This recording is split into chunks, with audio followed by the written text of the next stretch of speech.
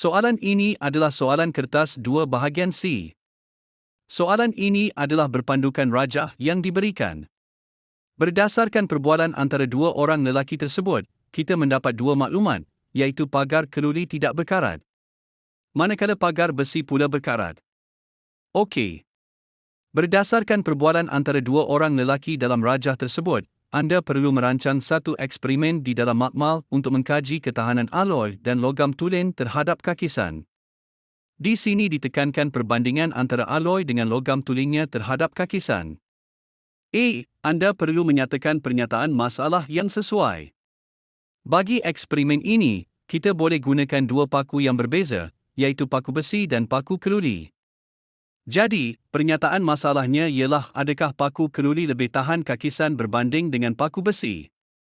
Perlu diingat pernyataan masalah mesti ada tanda soal. B. Hipotesis. Apakah hipotesis yang sesuai bagi eksperimen ini? Aloi iaitu keluli adalah lebih tahan karat berbanding dengan logam tulen iaitu besi. Bahagian C, anda perlu menyatakan faktor yang perlu diubah dan faktor yang perlu dikawal. Faktor yang perlu diubah ialah pemboleh ubah yang dimanipulasikan dalam eksperimen. Dalam eksperimen ini, faktor yang diubah ialah jenis paku. Kita gunakan paku keluli dan paku besi dalam eksperimen ini. Faktor yang perlu dikawal pula merupakan pemboleh ubah yang dimalarkan. Ada banyak jawapan yang diterima. Antara jawapan yang boleh diberikan ialah saiz paku dan jenis larutan. Jenis larutan ini adalah larutan yang digunakan untuk merendam paku besi dan paku keluli. Selain itu, tempoh eksperimen juga merupakan faktor yang perlu dikawal dalam eksperimen ini. D. Anda perlu melakarkan susunan radas berlabel yang digunakan dalam eksperimen ini. Susunan radas yang dilakar perlu mempunyai dua tabung uji serta paku besi dan paku keluli yang direndam di dalam suatu larutan. Larutan yang digunakan ialah air suling atau air pipe.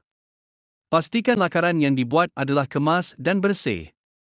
Lakaran juga perlu dilabelkan dengan betul dan jelas. E. Jangkaan pemerhatian. Anda boleh memberikan jangkaan pemerhatian eksperimen dalam bentuk jadual. Dalam eksperimen ini, terdapat lapisan berwarna pirang pada paku besi. Hal ini disebabkan oleh paku besi mengalami pengaratan. Tiada lapisan pirang terbentuk pada permukaan paku keluli. Anda boleh tulis tiada perubahan di dalam jadual pemerhatian. F. Anda perlu memberikan dua langkah berjaga-jaga semasa menjalankan eksperimen ini.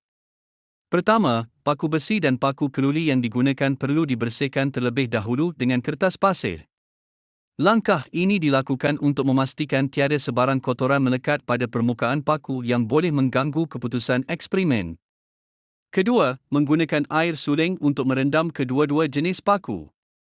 Jika air garam digunakan, proses pengaratan akan berlaku lebih cepat.